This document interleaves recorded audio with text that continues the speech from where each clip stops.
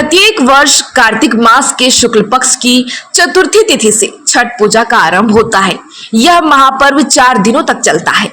छठ पूजा का मुख्य व्रत कार्तिक मास में शुक्ल पक्ष की षष्ठी तिथि को रखा जाता है। इस दिन माताएं अपनी संतान की लंबी आयु, अच्छे स्वास्थ्य और भविष्य के लिए सूर्य देव और छठी मैया की पूजा अर्चना करती है। इस दौरान महिलाएं 36 घंटे का निर्जला व्रत रखती हैं।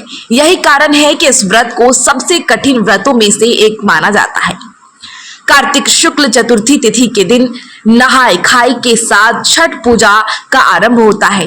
पंचमी तिथि के दिन लोहंडा यानी कि खरना की पूजा होती है। वहीं षष्ठी तिथि को शाम के समय अस्ताचलगामी भगवान सूर्य को अर्घ्य दिया जाता है। सप्तमी तिथि के प्रातः काल उदयमान भगवान सूर्य को अर्घ्य दिया जाता है।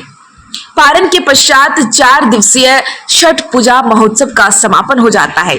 इस साल कार्तिक शुक्ल पक्ष की षष्ठी तिथि 7 नवंबर को है, इसलिए 7 नवंबर को ही भगवान सूर्य को संध्या का अर्घ्य दी जाएगी। आपको बता दें कि छठ पूजा 2024 के कैलेंडर के अनुसार छठ पूजा का पहला दिन 5 नवंबर यानी कि मंगलवार को नहाय खाए है।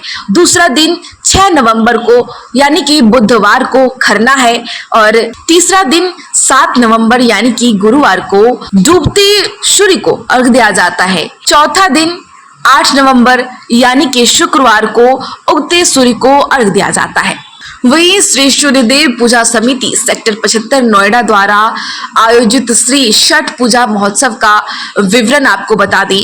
हर साल की भांति इस वर्ष भी श्री छठ पूजा महोत्सव सेक्टर 75 नोएडा के सेंट्रल पार्क यानी कि गोल्फ सिटी प्लॉट 8 और पंचशील प्रतिष्ठा सोसाइटी के बीच स्थित पार्क में आयोजित किया जा रहा है।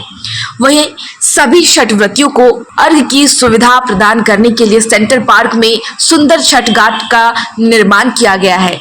सभी छठ व्रतियों, उपस्थित श्रद्धालुओं और सेक्टर वासियों को छठ पूजा का प्रसाद दिया जाएगा। 8 नवंबर के प्रातः काल उदयमान भगवान सूर्य को अर्घ्य देने के पश्चात सभी छठ व्रतियों, श्रद्धालुओं और सेक्टर वासियों के लिए भंडारे का भी आयोजन होगा।